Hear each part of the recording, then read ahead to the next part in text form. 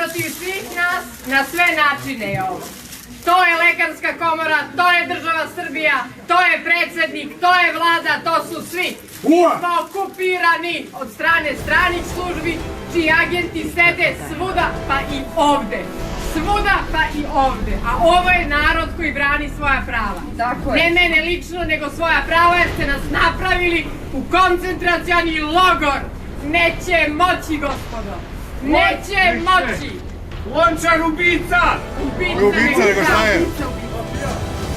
Kada budete procesuirali one koji su krali bebe, ubijali ljude za 300 evra u hitnoj pomoći, ubijali decu u privatnim klinikama zbog aparata za anesteziju, onda dođite kod mene da me pitate za moje zdravlje, za nešto što radim u svoje vreme, u svoje pare, što se zove građanski aktivizam i politički aktivizam, jer ja na to imam pravo.